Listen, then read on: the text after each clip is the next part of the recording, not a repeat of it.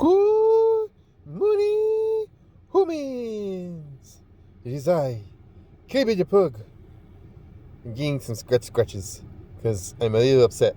Because although I did have a nice time at the park, where we still are, it rained a bunch on and off. Like, not rain, but like drizzly, misty kind of rain. And I'm all cold and soaked. So that's why Daddy's running the car. And he's got the heater going to try and help me so I feel better. And so while Daddy's filming this episode, you guys are going to hear some background noise. And so we're sorry for that. And Daddy's also sorry because it's going to affect his gas tank, which, right now, gas prices are crazy. But Daddy said that we have to film this here because Buddy Perry is being not so nice at home. And we need to make sure that we get this in for our fans. And we got lots of stuff to talk about. So, yeah, for the card games. Yeah, by the way, in case you guys weren't, paying attention to the intro song, this is for the card games. So, welcome to Super Dick Sunday. Sunday. Yes, I'm a good puppy. I do the Sunday. Yes, you did the Sunday. And I will make sure that you get treats when we get home, since you've eaten all your bacon already. And I will try to keep this one shorter. It's a Yu-Gi-Oh deck today, so it won't be as big a deck. And Daddy's got a fun little way of presenting it today. So it should be a good time. Also, Daddy has some news for the channel regarding cards. A couple things. First off, because a coworker I obviously working with is rather silly, I have some stuff for us. Extra bonus stuff this week. Basically, in a nutshell, just to make this really short and sweet, I am like the person you never want to gamble against. Because I hate actually gambling. I'm very because of my ADHD and probably some OCD in there too. I'm just very anti-gambling when you don't know you're going to win. And while that seems really funny because I love ripping packs of cards, and that is a form of gambling in a way, to me that's more of a thrill of a surprise thing as opposed to, it's almost like ripping open a present as opposed to, you coming over? You can come over. For me, it's more about ripping open a present when I do card back openings as opposed to the actual gambling factor of it. I'm not usually chasing something big. There's the occasional time where I'm chasing a card in particular from a set just because that's a card that would be really good in one of my decks. Or it's something that I'm really interested in pulling, and then that could be a reason. But otherwise, I don't generally pull cards specifically for the money value or anything like that. So that's not really why. With that said, though, as I say, that is kind of a form of gambling, but it's the only kind that I really partake in.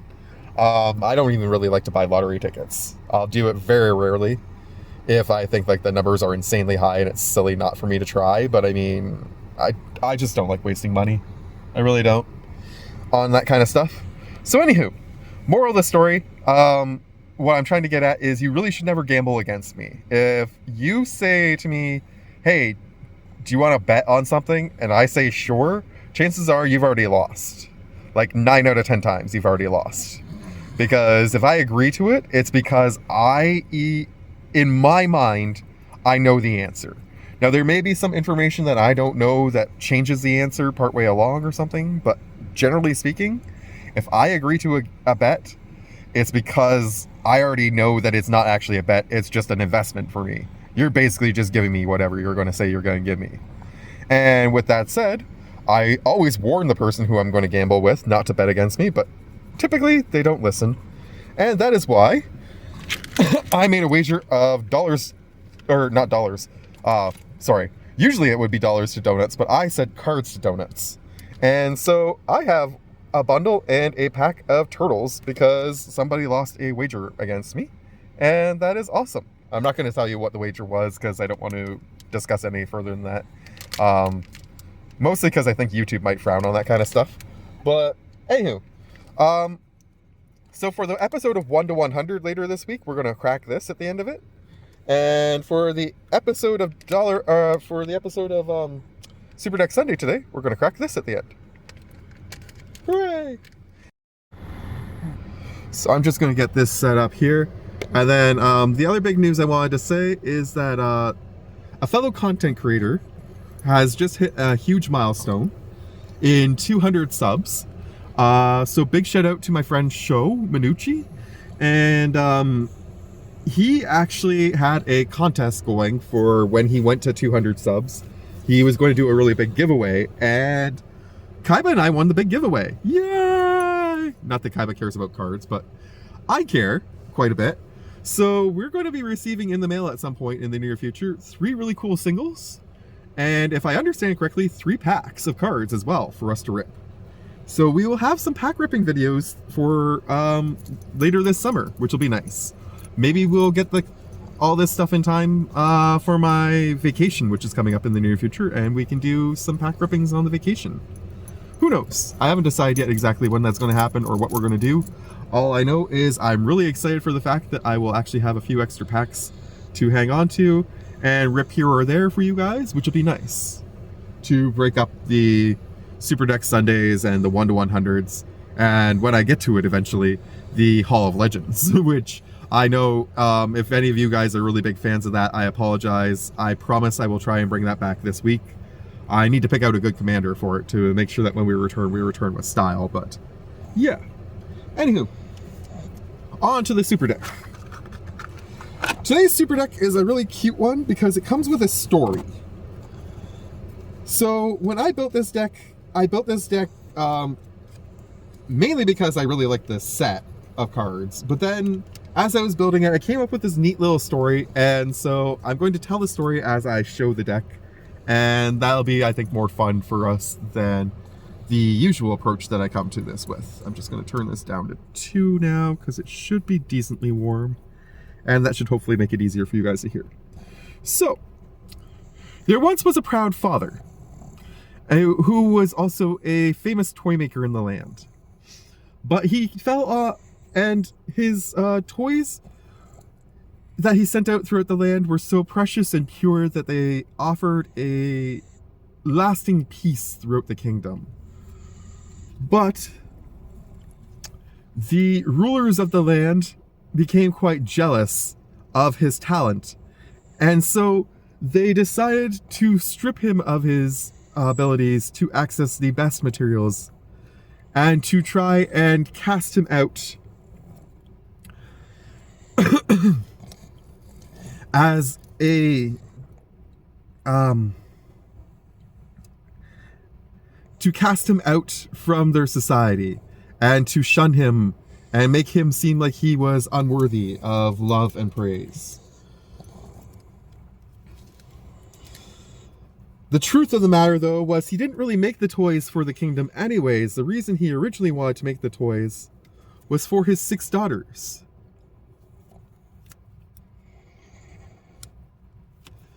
As each of his children loved his toys. And when he was no longer able to use the best materials, he never stopped building beautiful toys for them out of whatever scraps he could find. So, while many toy makers in the land got to continue to produce beautiful creations,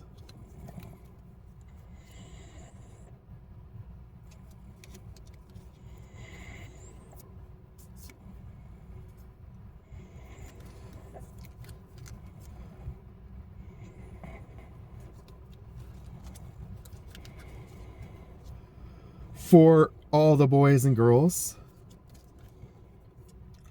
the toy maker could only access the scraps and remains of those toys to build with his own creations going forward.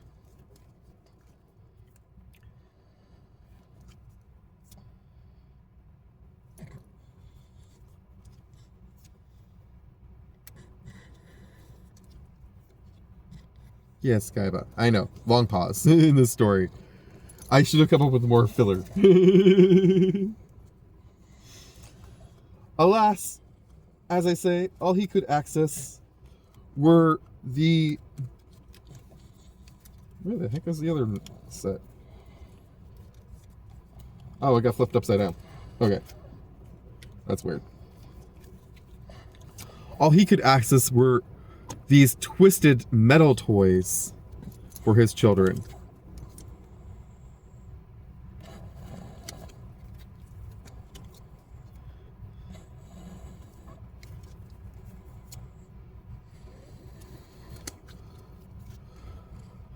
But so skilled and so thoughtful was he, that his skills were sought out by a young Meister,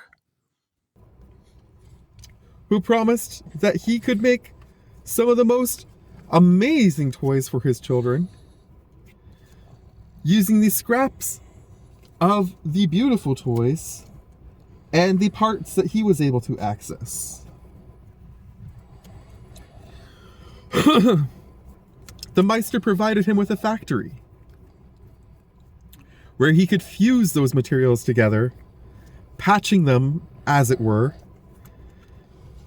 and repairing the broken toys into new and more frightful creations.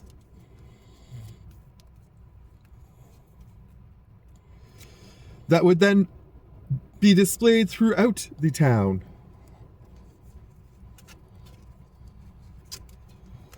Stored in in arcade games.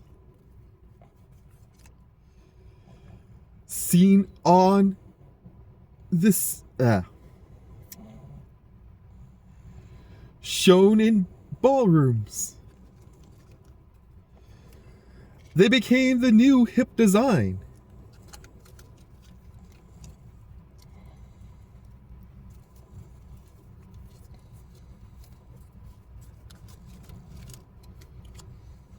Naturally, the rulers became jealous.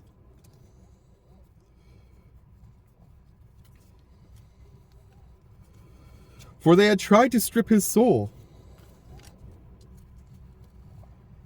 and cast him out. But their choices had been reflected back upon them. For now they were the ones bound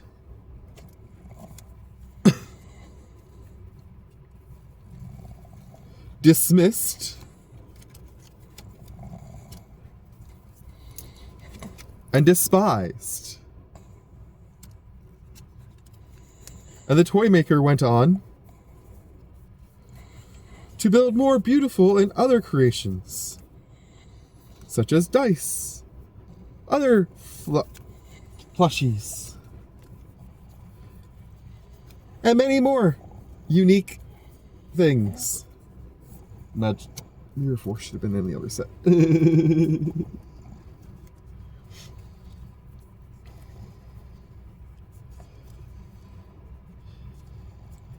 Once more, his powers and his prestige were restored among the people, for he was the fusionist, the world's greatest toy maker. And look at the beautiful toys he creates.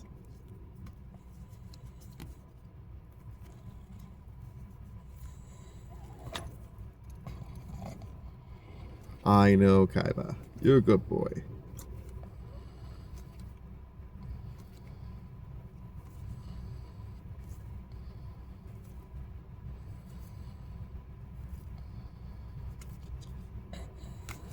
Okay, so super quick, let's go over the strategy of this deck before I get into the magic cards, because I don't want to feel like I left you guys hanging.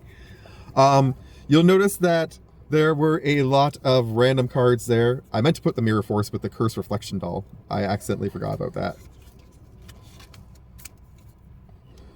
But otherwise, everything else worked out pretty much the way I was expecting it to. Mystical Typhoon, I suppose, should have been over here too. Anyways. The idea of this deck is essentially, of course, to make a bunch of Frighfurly monsters, which is a lot of fun. And I really enjoy this deck quite a bit because of that reason. I threw in a bunch of random things too, just because I thought that they'd be fun, like the dice.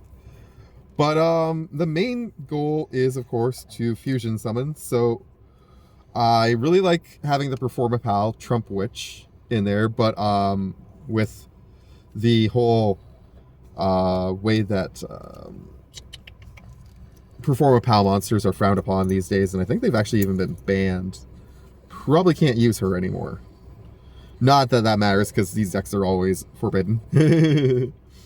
I also got the Light Sealed Hex. Now that one's in there largely because I wanted to be able to include a few other random fusion monsters in here, like the Invoked cards, because I don't have the ability to actually play them properly. So I have a water monster in here specifically for the Invoked Cactus and the Invoked Oguidus?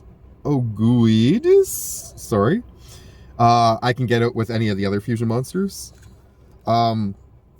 Pred Plant Monster is easy enough. Dark Monster and that, and a Fusion Monster. And yeah, 2 Dark Monsters, easy enough too. The dolls are all insanely powerful on their own. They all have neat abilities. I think my favorite one, if you twisted my arm, might be the Daredevil, if I remember correctly. When it destroys an opponent's monster by battle, you can inflict 1,000 damage to your opponent. If this face-up monster is destroyed by battle or leaves the field because of an opponent's card effect while its owner controls it, you can inflict 500 damage to your opponent for each Frightfur monster in your graveyard. Yes, I really love this guy. He's one of my favorite ones, because he's like a double-edged sword. If you let him deal damage to you, he deals a bunch of extra damage to you. And if you don't let him deal damage to you, then you destroy him, then he's still going to deal damage to you. I do also like, I always forget if it's the Tiger or the Leo that I like better. Or I think it's the Saber-Tooth Tiger. No, not the Saber-Tooth.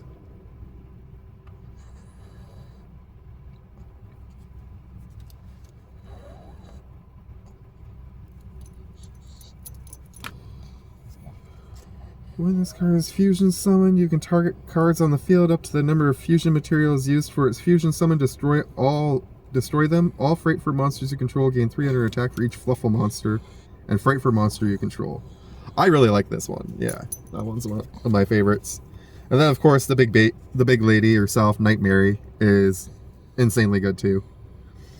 Gains 300 attack for each fairy and fiend type monster in your graveyard during your turn only. But when this thing is fusion summoned, you also get to destroy a monster by when this fusion summon card destroys a monster by battle, you can send a Frightfur, Fluffle, or Edgent monster from your deck to your graveyard equal to the original level of the destroyed monster.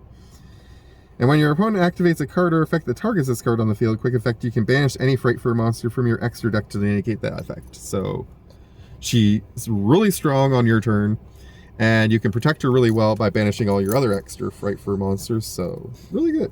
Really good.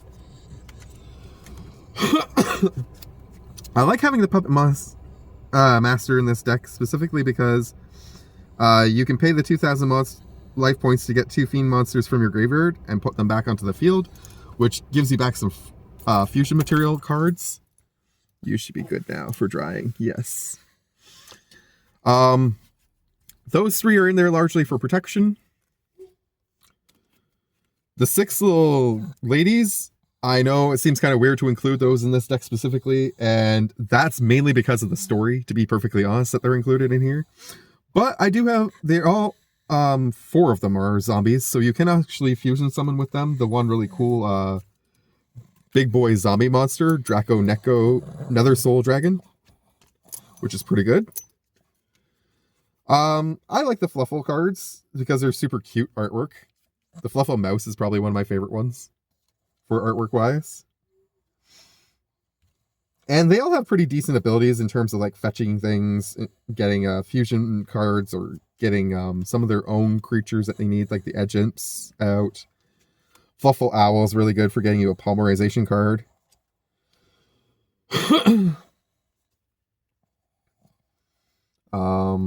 I like the Penguin and the Octopus in particular too for their artwork. The Edgent cards, I'm not as huge a fan of the artwork. I think they tried to make them too edgy per se. I think they should have made them a little darker in art style instead of as edgy as they look. Like, The Edgem Scythe, for example, doesn't look like a scythe at all, really, to me. Like, I get what the shape of a scythe is, and I suppose, like, if you took these as handles, they could be, like, 6 scythes put together, but what I do like about them is, like, the sabers and the saw. I love the way the eyes look on those ones. But some of the other ones, they just look too mechanical to me, not so much as fiend types. I like the Meister. The Meister is a fun card. And then, of course, you have all your Frightfur fusions and patchworks and stuff that are insanely good cards to have around just to help with this deck. But, yeah, that is my Frightfur deck. I was thinking about showing that one at Halloween, but I decided, you know what, I've got plenty of darker kind of Yu-Gi-Oh decks out there that I can still save for the Halloween episodes when we get closer to October. This one is a really cutesy offset one because it has all the really cute little toys that then get fused with all the really dark looking metallic objects to become these twisted little demonic things that I just love. Yes, my boy, I know. You want me to do the pack and get out of here. How long have I been going? Really? It's only been 16 minutes, Kaiba. I haven't been rambling that long. Oh, you're right. I did have an intro that I stopped partway through. This is true. All right, we open the bundle. We seem to have some... Ooh, we have 100 sleeves. That's why this one felt so thick. I'm not sure if those are going to actually be good sleeves or not, though. Are they going to be the kind of sleeves that I want? Or are they going to be kind of shit sleeves? Aw, they're shit sleeves. I hate these kind. I bet I can give them to a store. Maybe they might want them. Maybe I can trade them to Paradox for some tokens.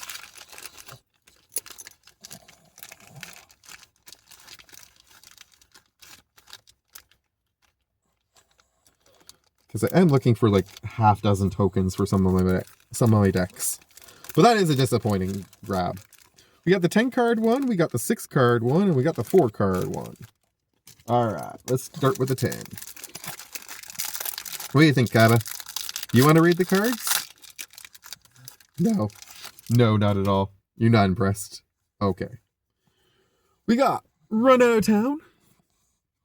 The owner of target non-land permanent puts it on top or bottom of their library. Shrieking Grotesque, 2 and a white, flying. When this thing comes into play, if black was spent to play it, you get to make a person discard a card. Carrion Screecher, flying zombie bird, 3/1. For 3 and a black, that's a little expensive for a 3/1, but it does fly. And zombies are easy enough to recur. 3 and a white for a weapons vendor. This one looks cool. 2/2, when it enters the battlefield, draw a card. Nice. Beginning combat on your turn, if you control an equipment, you can pay 1. If you do, attach target equipment you control to target creature you control. Ooh, nice. That's a very good card. That is definitely probably hit of the pack. Going to save that one up there. Semi-Herbalist, 1 and a white for a 2/1. Whenever this thing becomes tapped, you gain a life and scry 1. That's pretty decent. You can find a way to tap it without actually attacking, so it stays on the battlefield, or give it indestructible. Militia Railer can't attack alone. When it attacks, untap target creature. Yeah, okay. Bone Shard Slasher. Ooh, old school art. 93 to 2002, so not quite an old school card, but close. 1 and a black for a 1/1 with flying and threshold. It gets +2/+2 and has, when it becomes the target of a spell or ability, you have to sacrifice it. As long as you have 7 or more cards in your graveyard. Interesting. So once you get up to 7 cards in your graveyard, it becomes a really weak creature, actually. But before that, it's a 1/1 with fly. Just kind of okay. Upside Down, Abzan Devotee. We've pulled a few copies of that, but it is a good mana dork for sure. Lets you filter really nicely, and it does let you return itself from your graveyard to your hand if you have to sacrifice things. Cabal Executioner. Now that looks cool. Whenever this thing deals combat damage to a player, that player sacrifices... Ooh. 2 and 2 black to put into play. It's a 2/2. You can morph it for 3 and 2 black, but I don't see why I would want to do that necessarily. But that is insanely good. That just took the place of best card in this pack for sure, I think. Weapons Vendor is still really good, but I like that Cabal Executioner, and I've never pulled one of those either. Scour Barrens, life gaining land. Nothing wrong with that. And we're back to the beginning. Okay. Cabal Executioner is the card to beat today. See if the 6-card pack can do it. And then we'll do the 4-card pack and get you guys out of here. I do wish to say that if you want me to redo the Yu-Gi-Oh deck, if you feel like I didn't give it justice, by all means leave me a comment and I will gladly bring this deck back out and do a long form video later in the week when I don't have Kaiba.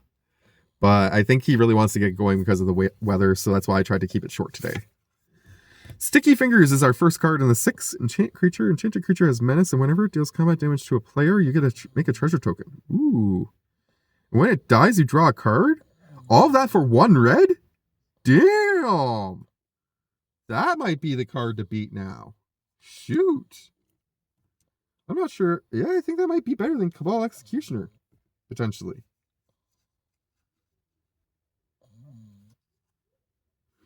Yeah, I think it will, because if you get Cabal Executioner to hit, chances are it's either because you made it unblockable or because that person already had no creatures. I think Sticky Fingers might take that. Next in the 6, Turn the Earth. Choose up to 3 target cards in graveyards. The owners of those cards shuffle them into their libraries. You gain 2 life. And it has flashback. That's actually very versatile, and I like that a lot. I think that's like 4th overall today, but it's still a really solid hit. Induce Despair. 2 and a black. As an initial cost to cast this, reveal a creature card from your hand. Target creature gets -X/-X until end of turn, where X is a revealed card's mana cost. Interesting. Very interesting. I like that a lot, actually. Ooh, Violet Pall. That is a fairy instant spell, which is nice. Very nice. Destroy target non-black creature. Put a 1/1 black fairy rogue creature token into play with flying for 4 and a black. A little expensive, but you get a decent amount of value out of it.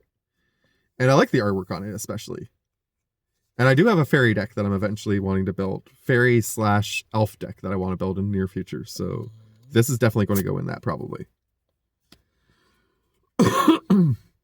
I'm not going to say it's a major hit, but it's definitely a card that I'm happy to have seen. 5 for exile target non-land permanent. Its controller draws a card. Introduction to Annihilation. Other than the fact that it's a lesson, I'm not sure if I want to play that. The fact that it's a lesson and it's colorless makes it really good for any of the new lesson decks that came out with Avatar. Like all the lesson cards that were focused in that set. Plus Strixhaven has a whole bunch of lessons too. So not bad, not bad. And Reprobation.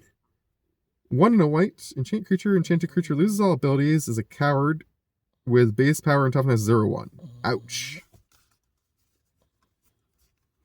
Card to beat is Sticky Fingers, with Cabal Executioner and Weapons Vendor bringing up the rear. Can this 4-pack give us something to top those, is the question. Anyone want to take a bet? Not me, because I don't like to gamble. Ha ha ha ha ha. Just funny joke based on the situation. My coworker, ironically, doesn't watch my channel, has no idea why I wanted the cards. I just told him that if he won the bet, I would give him donuts, which he was like, "You're going to buy me a whole box of 12 donuts?" I was like, "Yeah, sure, whatever." He was like, "All right." Vampire Spawn. When this thing enters the battlefield, each opponent loses 2 life and you gain 2 life. I love this guy. He's an awesome little guy. 2/3 for 2 and a black. I will take copies of him all day, every day. Devour in Flames, 2 and a black. As an additional cost to cast this, you have to return a land you control to its owner's hand.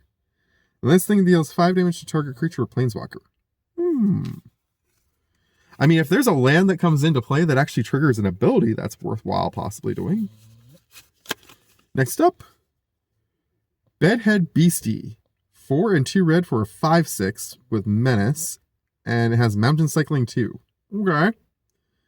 That's a decent sized creature with a nice ability, and you can get some mountains out of it, so I'm not going to knock that in any way, shape, or form. And it feels like we have a holo based on the Pringling. So we get a Good Fortune Unicorn. Whenever another creature you control enters, put a +1/+1 counter on that creature. Okay, that's actually kind of cool. I have one copy of this. I can't remember what deck I put it in. But I did not have a holo version of it. And I definitely have a deck that this can go into really nicely. So I'm happy with that pull. Beautiful. All right. That's all I got for you guys today. Please remember there will be an episode of 1 to 100 coming out in the near future. Probably on Tuesday. It's supposed to be every Tuesday. I just missed last week because I didn't have enough time to get the cards organized. And because I was in the middle of doing something which I will explain on Tuesday. But spoiler alert, I got a couple extra cards for that deck from a friend in a trade. So, good times. Anywho. Buggy, you want to sign us out? Get me out of here, Daddy. Okay. Much love to you all from Kaiba the Pug, and myself to you. Take care. Thank you for watching, and we hope you have a wonderful Sunday. Love you all. Bye.